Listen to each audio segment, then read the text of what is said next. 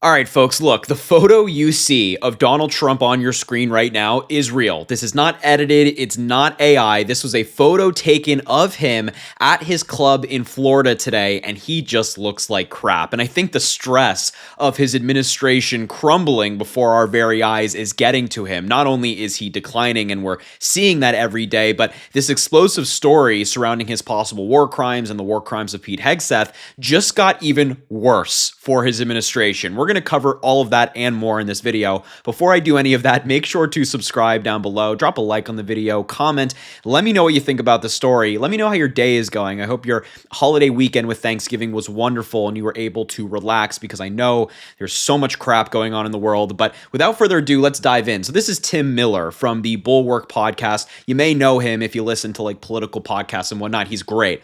And he said that a listener of his passed along this photo of Donald Trump enjoying a meal at his golf club earlier today. And I do have to point out that he did hashtag MAHA, as in Make America Healthy Again, because this guy does not look very healthy to me. I'm not a doctor. I don't have a medical degree. I'm just doing the eyeball test right now. And the eyeball test tells me that somebody that looks like this and is showing clear signs publicly of cognitive decline, of physical decline. I mean, his body is also going.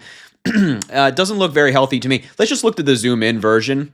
And I know, Donald Trump is kind of a jump scare, so looking at his face this close up is not appealing. But does this look healthy to anybody? Can the Republicans who type in my comments all the time, can they even try to sit here and claim that this guy looks healthy? And it's not like this is like a one-off bad picture. I mean, we have photos and videos of him falling asleep. We have photos and videos of him looking confused. This is not a one-off instance. This is just Donald Trump, the oldest president we've ever had, a president who will not release his medical results. He will not release the MRI test he had, the results of that exam, or give any specific details or allow his doctors to speak to the press about it. He won't do it. This is not healthy. And as I mentioned, I think some stress is getting to Donald Trump. I think that's what this boils down to because of this upcoming story we're going to talk about. But before we do that, I also want to quickly show you this video of Donald Trump's recent walk, which a lot of people, some doctors have come out on social media, people who know better than me have pointed out that it looks like he's had a stroke. I mean, look at the way he's walking. He can't walk straight. And we've seen this plenty of times. All these videos of him walking in meetings or whatever it might be, he stumbles all over the place. He's going back and forth. He's swaying. Look, it doesn't look good to me. It doesn't look good to me. But now, I think this is what's really getting to Donald Trump. I think the stress is building up. Not only the stress of the Epstein files, of Republicans resigning from Congress, the indictments of James Comey, Letitia James getting dismissed, among the many failures that Donald Trump has suffered recently, but it's this war crime story that the Washington Post reported on yesterday that has really rocked his administration and even gotten Republicans concerned as well. If you're not familiar, the Washington Post reported on this verbal order that Pete Hegseth gave, the Secretary of the Department of Defense, regarding this boat in the Caribbean. And his order was, quote, "kill them all." Yeah, that's highly illegal for a number of different reasons. Illegal under international law, illegal under American law. And then when they struck the boat, there were 2 survivors, and then they struck them again. So there were survivors who we don't know if they were bad people doing something bad. They could have just been innocent fishermen. They could have just been innocent people on this boat. They were defenseless. They did not pose an immediate threat to the United States. They're in this huge ocean with no ships around them, and then they struck them again, which obviously is very concerning. And now Donald Trump and Pete Hegseth are being investigated by both the House and the Senate. And both of these chambers are led by Republicans. This is a statement that Republican Senator Roger Wicker, who is the chairman of the Senate Armed Services Committee, put out with Senator Jack Reed, a Democrat, the ranking member of the very same committee. Their statement says the committee is aware of recent news reports and the Department of Defense's initial response.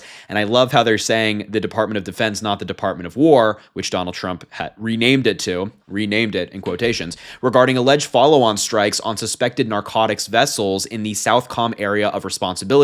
The committee has directed inquiries to the department, and we will be conducting vigorous oversight to determine the facts related to these circumstances. Vigorous oversight. And this is coming from a Republican-led Committee, a joint statement between a Democrat and a Republican. That's right. We have a bipartisan agreement on this story among elected Republicans. Of course, the MAGA fan base is saying, oh, Donald Trump did nothing wrong. He can just kill whoever he wants. He's president, right? That's totally legal. Of course not. But these elected Republicans are also concerned, and the House is doing the same. The chairman of the House Armed Services Committee, Mike Rogers, a Republican, and ranking member Adam Smith, a Democrat, issued a similar statement together, saying this committee is committed to providing rigorous oversight of the Department of Defense's military operations in the Caribbean. We take seriously the reports of follow-on strikes on boats alleged to be ferrying narcotics in the Southcom region and are taking bipartisan action to gather a full accounting of the operation in question. Again, they're saying rigorous oversight. This is a Democrat and a Republican. This is a bipartisan agreement that's not only taking place in the House, but also the Senate. The walls are really closing in on Donald Trump in this story.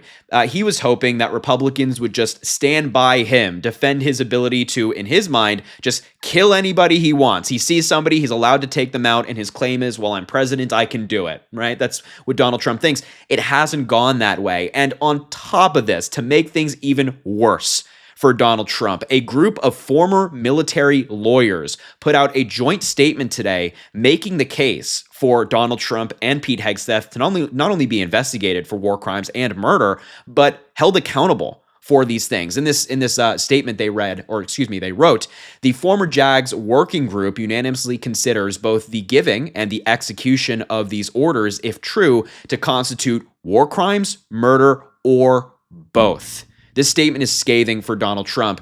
They write as well, if the U.S. military operation to interdict and destroy suspected narco-trafficking vessels in a non-international armed conflict, as the Trump admin suggests, orders to kill everybody, which can reasonably be regarded as an order to give no quarter, and to double tap a target in order to kill survivors, are clearly illegal under international law. In short, they are war crimes. War crimes. If the U.S. military operation is not an armed conflict, this would subject everyone from SecDef down to the individual who pulled the trigger to prosecution under U.S. law for murder.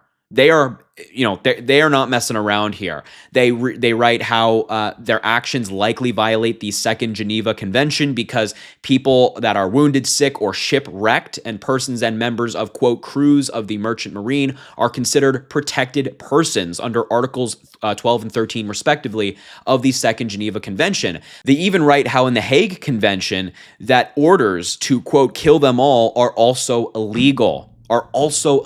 And they also write how many of these violations could happen under U.S. law as well, in addition to international law. There's some serious stuff going on here, and I want people to remember this interaction between J.D. Vance and Democrat Brian Krasenstein. J.D. Vance in September said, killing cartel members who poison our fellow citizens is the highest and best use of our military. Brian said, killing the citizens of another nation who are civilians without any due process is called a war crime. J.D. Vance said, I don't give a shit what you call it.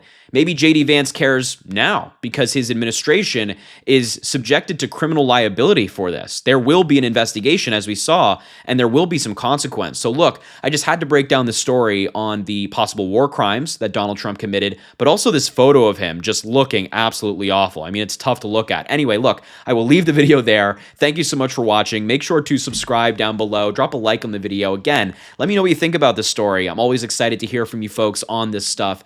Have an amazing rest of your day. We will talk soon.